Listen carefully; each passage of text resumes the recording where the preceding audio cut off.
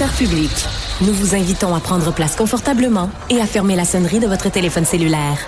En cas d'incident, veuillez repérer les sorties de secours les plus près de vous. Bon divertissement. 1, 2, 1, 2. OK, c'est bon, on peut y aller. Sophie Durocher. Elle met en scène les arts, la culture et la société. Une représentation pas comme les autres. Sophie Durocher.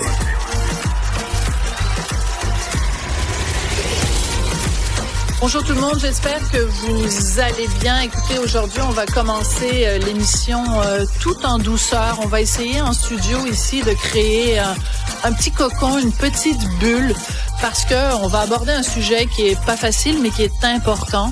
C'est le cancer du col de l'utérus et ma première invitée est en deuil.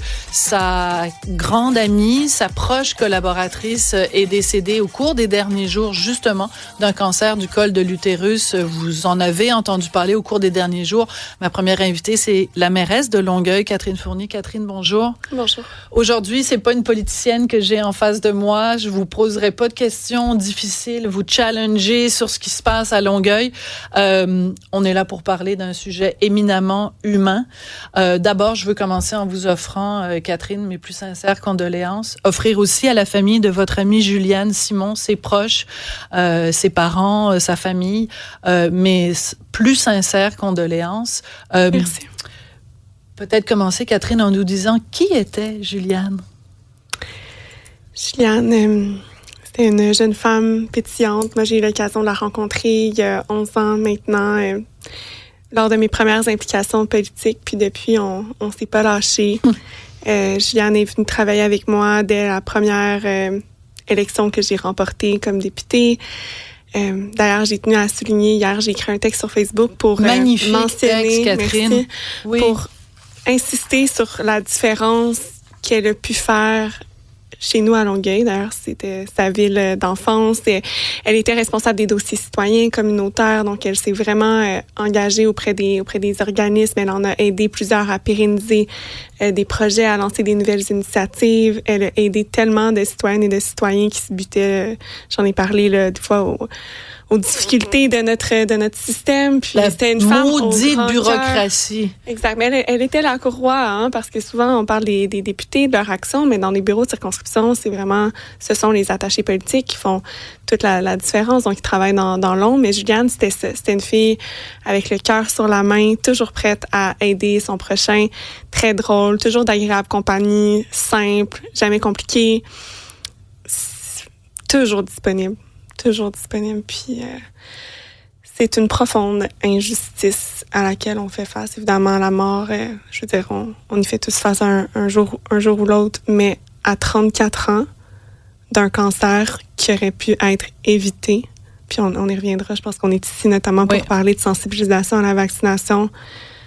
Je pense que ses proches et moi, on s'explique très mal. C'est sûr qu'il y a un désarroi, il y a une colère aussi. Puis, je te le disais, Sophie, un petit peu avant d'entrer en ondes, je crois qu'on essaie de donner un sens à quelque chose qui en a vraiment pas. C'est sûr, parce que face à la mort, on est tous démunis. Donc, il y a une peine, il y a une tristesse, il y a une détresse. Et en même temps, tout ça est mélangé avec une forme de colère. Donc, parlons de vaccination.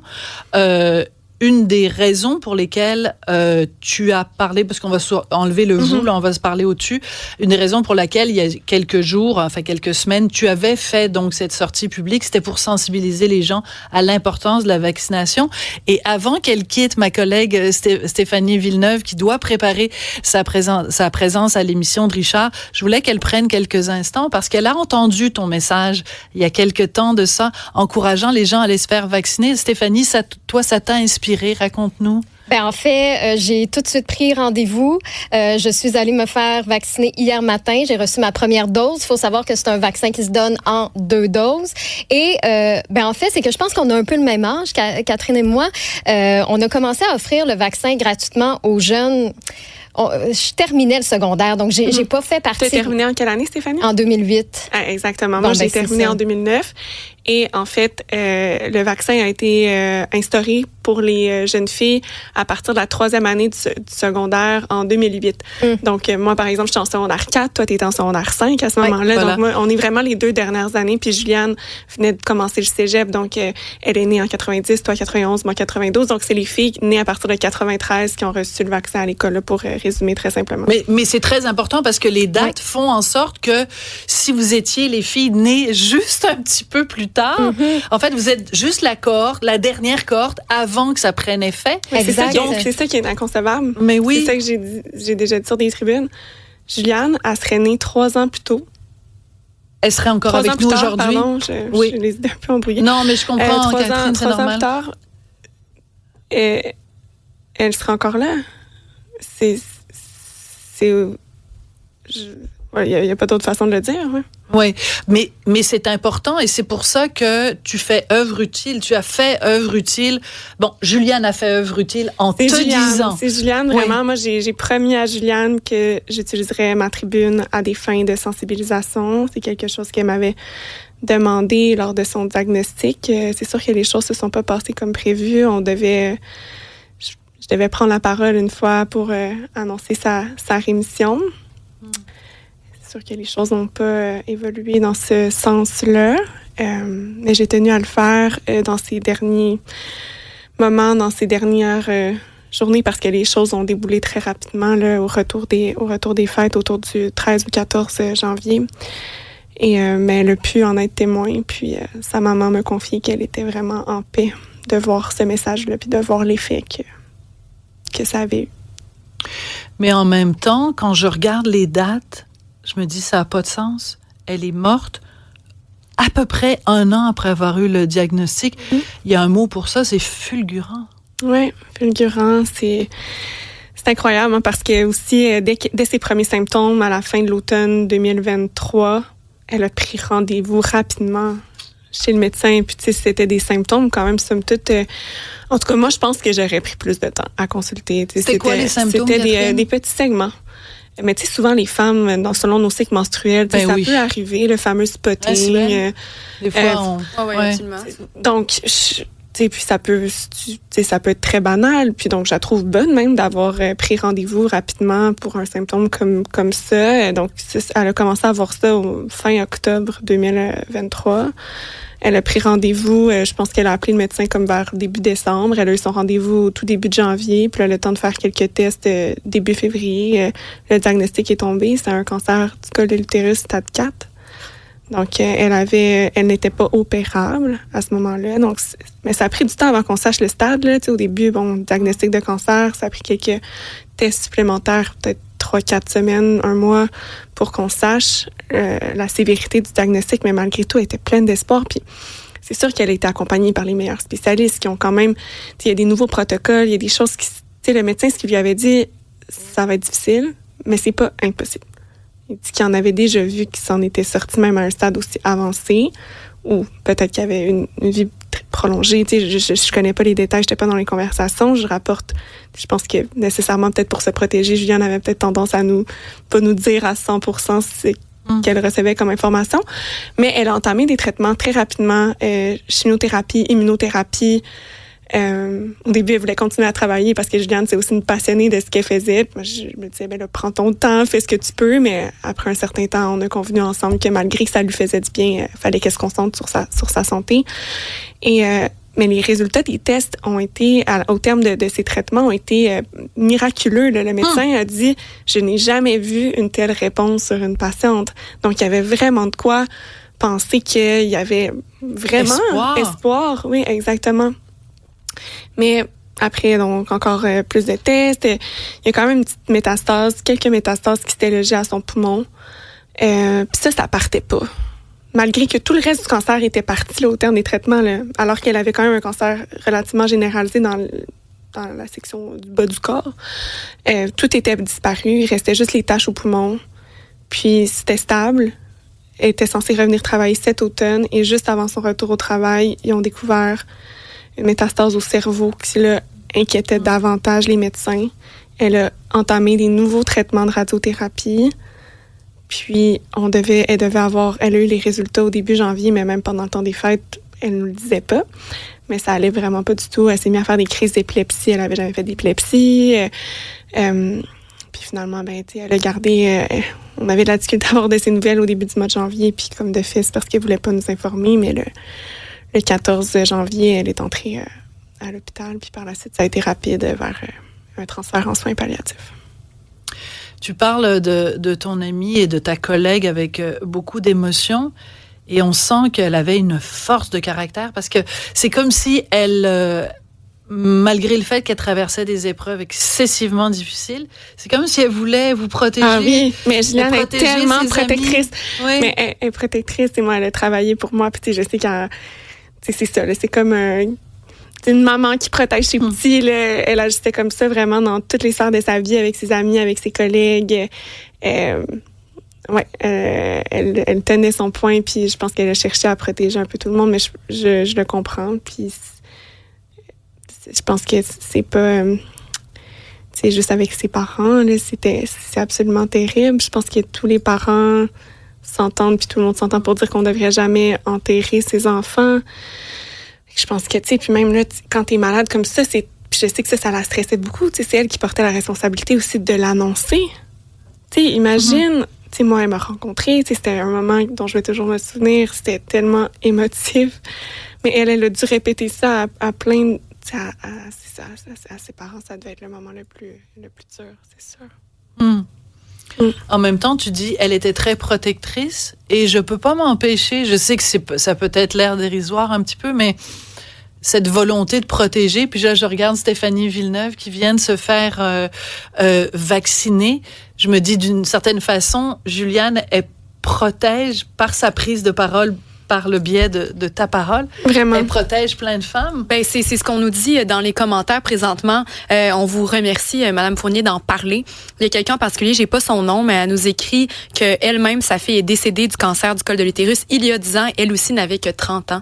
Donc, d'en parler comme ça, moi j'ai un peu moins de 30 ans, puis de remettre ça sur la scène comme ça, puis de parler, c'est tellement important. Moi, en toute sincérité, je me rappelle même pas si j'ai été vaccinée, et on ne m'en a pas reparlé depuis longtemps. Toi, t'es plus jeune. Toi, t'es née en quelle année? Et moi, j'ai fini le secondaire en 2015, donc j'étais dans ces années-là, mais je suis pas certaine d'avoir été vaccinée. Exact, parce que je pense qu'il faut le dire, c'est pas automatique, il faut quand même que les parents acceptent en passant, et encore à ce jour, c'est pour ça que je pense que c'est important de réitérer l'importance de la vaccination. Il y a à peu près 20% des enfants, parce que maintenant, c'est plus au secondaire, là, c'est au primaire qui donnent le vaccin, puis maintenant, c'est garçons et filles, hein, parce qu'il y a aussi des cancers liés au VPH. Mon fils l'a eu. Qui peuvent affecter les garçons. Puis les garçons peuvent infecter les filles aussi et tout ça. Donc, c'est important que tout le monde soit vacciné. Maintenant, c'est en 4e année du primaire, mais c'est 20% des parents qui refusent toujours la vaccination à leur enfant. Donc, c'est important d'insister sur l'importance de la vaccination. Les VPH, parce que c'est les virus du papillon humain, j'ai fait beaucoup de recherches dans la dernière année. Il y en a plus de 300 souches. Les vaccins protègent certains vaccins, celui qui est le plus commun, le Gardasil, pour celles et ceux qui nous écoutent, là, c'est assez connu, c'est la marque du vaccin, protège contre une douzaine de souches, dont les plus sévères. Mais sinon, celui qui est donné, celui que Stéphanie t'a reçu, c'est le Cervarix. Exactement. Donc ça, c'est celui qui est en train d'être écoulé présentement, dont les doses sont gratuites pour parce le moment. Parce qu'elle va bientôt être en date de péremption. C'est ça, j'aimerais juste ajouter un petit bémol là-dessus, parce qu'au début, même à la limite, moi, je trouvais que ça faisait peur d'entendre dire que le vaccin arrive à échéance. Mais l'infirmier a vraiment pris le temps de me montrer la boîte, puis il m'a dit, regarde, il est bon jusqu'en 2027. Là. Donc, tu sais, c'est pas un vaccin qui sera plus bon dans 3 mois. C'est comme la nourriture, le meilleur avant. Là, après, ça veut pas dire que c'est dangereux de recevoir. Non, mais tu sais, c'est que ça peut faire peur, peut-être, mais c'est important d'apporter de la précision. Oui, je pense qu'il y a certaines doses qui venaient à échéance plus tôt, mais ça, le Cervarix, bref, juste pour confirmer. Oui, vas-y. Ça protège contre moins de souches, mais c'est vraiment les plus sévères. Comme les souches qui vont donner le cancer, le Cervarix les couvre. Mais l'infirmier m'a dit, ou à la limite, à la deuxième dose, tu peux peut-être avoir l'autre vaccin aussi, puis ça vient compléter. Exact. Puis quand même, une dose. Faire un mix Cervarix, comme pendant la COVID, on se rappelle souvent, on a eu 2 types différents de vaccins. Et ne pas oublier aussi que c'est sûr qu'une dose, c'est sûr qu'idéalement, quand on a plus de 20 ans, ce sont 2 doses, mais une dose est mieux que 0. Juste aussi pour rassurer certaines personnes, parce que là, en ce moment, on pourrait peut-être en discuter, mais on est dans une période temporaire de gratuité parce que le vaccin, puis c'est un problème, coûte à peu près $250 par dose. Puis la réalité, là, puis moi non plus, on l'a dit, donc Stéphanie, t'étais pas vaccinée. Moi, il y a 1 an, j'étais pas vaccinée. C'est le diagnostic de Juliane qui a fait en sorte que j'aille me faire vacciner parce que la réalité, j'y reviens, c'est que quand t'es jeune adulte, puis là, tu te fais entendre parler d'un vaccin comme ça que t'as pas reçu, ben, tu te sens quand même invincible. Surtout, ça coûte $500. Fait ça t'appelle un peu, même quand tu as les moyens, ça appelle à notre nonchalance. On se dit, est-ce que vraiment c'est ma priorité maintenant? Est-ce que j'ai vraiment des chances d'avoir ça? Tout à fait raison. Oui. Fait que c'est vraiment une barrière, tu sais, ne serait-ce que psychologique. Mais c'est $500 pour éviter la mort. Pour éviter donc, aussi des coûts énormes au système de santé. Si le gouvernement investissait et rendait ça gratuit en tout temps, ben, pour $500 par tête de pipe, on évite la mort de nos propres citoyens. Puis on s'entend, je juste aussi reprendre des propos que j'ai entendus de Dr Diane Franqueur récemment. Elle me disait, avec raison, on se pose pas la question pour le vaccin, pour la grippe, pour la COVID maintenant, puis tout ça. Puis est-ce que les conséquences sont aussi pire. Oui, l'influenza, on peut en mourir, mais je comprends pas dans les mêmes proportions. C'est intense, mais je veux dire, là, on a un vaccin qui prévient le cancer. Dans le sens, puis je comprends, ce sont des comités scientifiques là, qui prennent ces décisions-là, des comités éthiques, à savoir quel vaccin. Tu sais, le gouvernement québécois, on peut pas non plus penser que le gouvernement veut toujours tout payer. Ça, je le comprends. Puis c'est correct aussi de faire des choix. Mais je pense qu'il est peut-être temps de revoir, d'analyser ce choix-là au vu des nouvelles statistiques, parce qu'il y a à peine 2 semaines, il y a des nouvelles données qui ont montré que pour la première fois, le cancer du col de l'utérus est à la hausse. Puis particulièrement, les cancers de façon générale chez les jeunes femmes. Donc, ce serait quand même bien, parce que la santé des femmes a trop souvent tendance à pas être étudiée au même niveau que celle des hommes. Moins d'investissement, moins de recherche. Et donc, peut-on au moins peut-être revérifier certains de ces paramètres, certaines de ces données? Je sais que le gouvernement travaille à préparer une stratégie de prévention en santé. Peut-être que ça serait l'occasion de rouvrir ce dossier. Il y a quelqu'un qui, justement, voudrait avoir des précisions, qui disait qu'elle, c'est Geneviève, qui dit, moi, je ne l'ai pas pris quand on me l'a offert à cause de l'argent. Là, elle se demande, est-ce que, là, c'est gratuit, si on le dit pour une période déterminée, est-ce que, pouvez-vous juste rappeler c'est quoi la période, puis c'est jusqu'à quel âge? Est-ce que c'est pour tout le monde? C'est les 21 à 45 ans. Voilà. Hommes et femmes qui n'ont pas reçu encore le vaccin. Il faut aller sur Clic Santé. Il y a la page vraiment vaccination contre le virus du papillome humain. Il y a l'option avec frais, sans frais. Donc, si vous voulez avoir le vaccin gratuitement, vous cliquez sur sans frais, puis vous allez voir les disponibilités près de chez vous. Je sais que dans les derniers jours, il y a peut-être eu des petits enjeux d'approvisionnement. Moi, on me confirme au ministère de la Santé, au cabinet du ministre, qu'il y a assez de doses pour répondre à la demande, mais que parfois, il faut qu'ils les envoient là, dans les régions. Fait que ça se peut qu'il y ait un petit délai si c'est pas disponible dans votre coin aujourd'hui, vérifiez demain ou après-demain, mais il devrait y avoir des plages là, qui s'ouvrent parce que apparemment, on sait pas quand ça va arrêter, c'est quand les stocks sont épuisés, mais moi, on m'a dit que il y en avait quand même en masse. Donc, profitons-en avant, en effet, que les stocks soient épuisés. Stéphanie, je sais que tu dois quitter bientôt pour aller te préparer pour l'émission de Richard. Juste, qu'est-ce que ça te fait, justement, le témoignage de Catherine Fournier, le décès de Juliane? Là, t'es en bonne voie d'être bien protégée, une première dose. Comment tu réagis à tout ça, Stéphanie? Ben, je veux dire, c'était le petit coup de pouce que ça prenait. Parce que ce que tu as dit, Catherine, j'étais dans la même situation. Tu sais, quand tu es dans la vingtaine, ton $500, t'en as besoin pour payer ton loyer, puis tu te dis, ben je suis jeune, qu'est-ce qui peut m'arriver? Et là, tu entends des histoires comme ça, puis là, d'avoir cette offre-là du gouvernement, 1 + 1 = 2, tu sais, pourquoi passer à côté de ça? Pourquoi passer à côté de la chance de se protéger, puis peut-être d'éviter le pire? Donc, moi, je remercie juste Catherine d'en avoir parlé sur sa tribune, parce que ça a changé les choses pour moi, là. Absolument. Catherine, je veux te remercier pour ton témoignage, t'offrir encore une fois mes condoléances et à toute la famille. Je veux juste te laisser avec une information qui, moi, m'a frappé de plein fouet aujourd'hui. Je préparais le dossier, je lisais pour faire l'entrevue avec toi. Et je me suis rappelé, ma grand-mère est morte du cancer du col de l'utérus. Et elle avait 34 ans.